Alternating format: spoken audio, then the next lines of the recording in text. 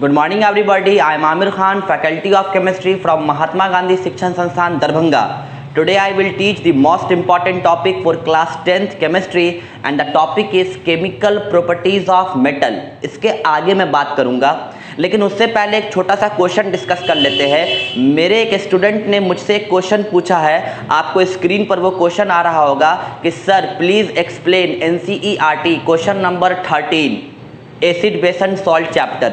Actually acid base and salt chapter का question number 13 बता दीजिए। उसने क्वेश्चन नंबर 13 मुझसे पूछा है acid base and salt chapter का।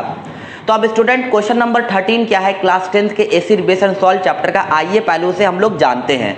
तो वो क्वेश्चन है आपको, why should be kept plaster of Paris in air tight container या मॉइस्चर प्रूफ कंटेनर। तो स्टूडेंट क्वेश्चन ये है कि प्लास्टर ऑफ पेरिस को हम लोग मॉइस्चर प्रूफ कंटेनर में क्यों डालते हैं, है ना। तो अगर प्लास्टर ऑफ पेरिस को अगर आपको रखना होगा कहीं पर, तो प्लास्टर ऑफ पेरिस को मॉइस्चर प्रूफ कंटेनर में हम लोग क्यों रखते हैं? तो इसलिए रखते हैं, मेरी बात को ध्यान सुनिएगा, अगर प्लास्टर ऑफ पेरिस को मॉइस्चर प्रूफ कंटेनर में नहीं रखेंगे तो वो फिर से जिप्सम बन जाएगा। मैं समझाता हूं स्टूडेंट। जहां तक बात है प्लास्टर ऑफ पेरिस का, तो प्लास्टर ऑफ पेरिस का फॉर्मूला क्या होता है? जहां तक बात है प्लास्टर ऑफ पेरिस का, तो उसका फॉर्मूला होता है CaSO4.12H2O। ये पॉप का फॉर्मूला है, it means plaster of Paris का। कैल्शियम सल्फेट हेमीहाइड्रेट, ये प्लास्टर ऑफ पेरिस है। तो प्लास्टर ऑफ पेरिस में एक बुराई होती है कि प्लास्टर ऑफ पेरिस जब अगर वाटर के साथ कंबाइन कर लेगा ना, तो वो फिर से जिप्सम बना लेगा। तो प्लास्टर ऑफ पेरिस तो पाउडर के जैसा होता है, लेकिन अगर फिर से वाटर के साथ कंबाइन कर गया तो ये जिप्सम बना लेगा।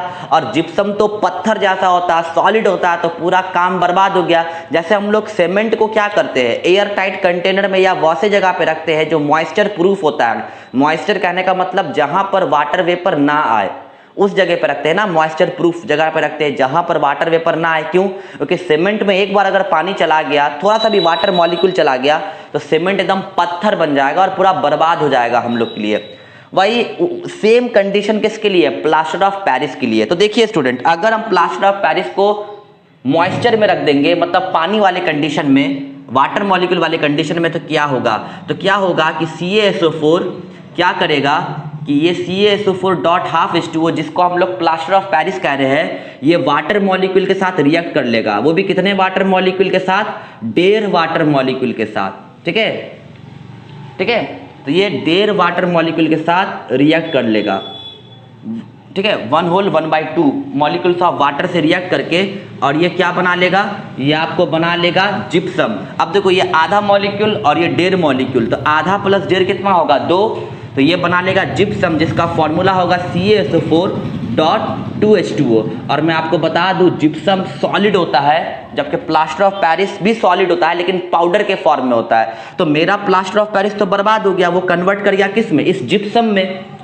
तो ये water molecule plaster of Paris से कंबाइन ना करे, इसीलिए प्लास्टर ऑफ पेरिस को हम लोग कहाँ रखते हैं? मॉइस्चर प्रूफ कंटेनर में, ऐसे कंटेनर में जहां पर वाटर वेपर ना आ रहा हो। ओके, तो परहैप्स ये चीज आपको समझ में आया होगा। चलिए अब हम लोग अपने टॉपिक पे आते हैं, इसको फिलहाल आप नोट कीजिए।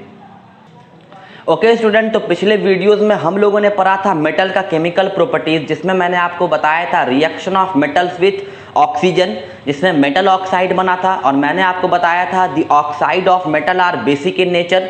अगर ऑक्साइड के मेटल को वाटर के साथ रिएक्ट कर लेते हैं तो मेटल हाइड्रो ऑक्साइड बन जाता है, जो कि एक बेस होता है। ओके, फिर मैंने आपको बताया था मेटल का रिएक्शन नॉन मेटल के साथ, और जब मेटल नॉन मेटल के साथ रिएक्ट करते हैं तो सॉल्ट का फॉर्मेशन होता है। तो ये सारी चीजें हम लोग पढ़ लिए थे। आज हम लोग पढ़ेंगे reaction of metal with acid. मेरी बात को ध्यान से सुनेंगे, आज हमें पढ़ना है reaction of metals with acid. तो देखिए, जब मेटल एसिड के साथ रिएक्ट करते हैं तो सॉल्ट बनता है और हाइड्रोजन गैस रिलीज होता है। लेकिन यहां पर एक चीज है student, only those metal are react with acid whose reactivity is higher than hydrogen.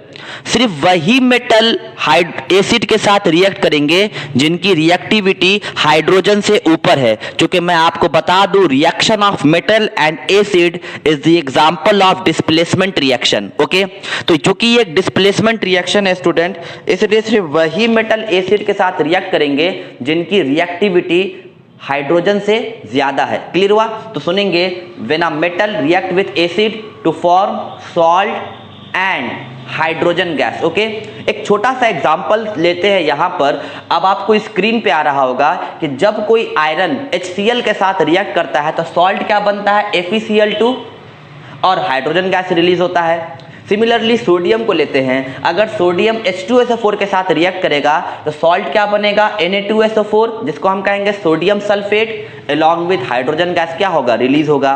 उसी तरह दूसरा एग्जांपल लेते हैं, जिंक मेटल। जिंक मेटल को अगर हम HCl के साथ रिएक्ट कराएंगे तो सॉल्ट क्या बनेगा, ZnCl2, जिंक क्लोराइड एक्वस, और हाइड्रोजन गैस क्या होगा, रिलीज होगा। तो याद रखना है student, when a metal is react with acid to form salt along with hydrogen gas, and only those metal are react with acid whose reactivity is higher than hydrogen। लेकिन आप एक बात जानते हैं, एक स्ट्रॉन्ग एसिड होता है nitric acid, है ना, HNO3, वो जब मेटल के साथ रिएक्ट करता है तो हाइड्रोजन गैस रिलीज नहीं करता है। ये बात आप जानते होंगे, जब नाइट्रिक एसिड मेटल के साथ रिएक्ट करता है तो हाइड्रोजन गैस रिलीज नहीं करता है, वो हाइड्रोजन के बदले वाटर बना लेता है, H2O बना लेता है। जानते हैं क्यों? क्योंकि nitric acid is a strong oxidising agent. Nitric acid एक अच्छा ऑक्सीडाइजिंग एजेंट है। तो एक्चुअली जब कोई मेटल नाइट्रिक एसिड के साथ रिएक्ट करता है ना, तो नाइट्रिक एसिड क्या करता है कि हाइड्रोजन जो रिलीज हो रहा होता है उस हाइड्रोजन को ऑक्सीडाइज करके वाटर में कन्वर्ट कर देता है। क्योंकि नाइट्रिक एसिड एक ऑक्सीडाइजिंग एजेंट है, वो दूसरों को ऑक्सीडाइज कर देगा। ऑक्सीडेशन का मतलब एडिशन ऑफ ऑक्सीजन। तो जैसे मान के चलिए, सपोज दैट कि नाइट्रिक एसिड के साथ कोई मेटल रिएक्ट किया तो हाइड्रोजन गैस बनने के बजाय क्या बन जाएगा, वाटर बन जाएगा। आपको स्क्रीन पे आ रहा होगा क्यों, क्योंकि नाइट्रिक एसिड एक ऑक्सीडाइजिंग एजेंट है, वो हाइड्रोजन को ऑक्सीडाइज करके वाटर में कन्वर्ट कर देता है। लेकिन दुनिया में सब चीज का एक एक्सेप्शन होता है। तो आपको याद रखना है, मैंगनीज मतलब Mn, जिसका एटॉमिक नंबर 25 है। और तो मैंगनीज एक ऐसा मेटल है स्टूडेंट जो नाइट्रिक एसिड से रिएक्ट करके हाइड्रोजन गैस रिलीज करता है। तो इस चीज को आपको याद रखना। बाकी अदर मेटल अगर नाइट्रिक एसिड के साथ रिएक्ट करेगा तो हाइड्रोजन के बजाय क्या बन जाएगा, वाटर बन जाएगा। स्टूडेंट आज के लिए इतना ही, अब हम लोग नेक्स्ट वीडियो में मिलेंगे। लेकिन उससे पहले मैं आपको एक क्वेश्चन दे रहा हूं।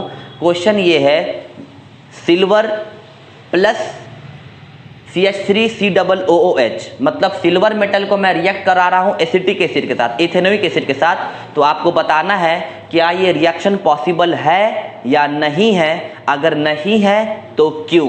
Thank you so much.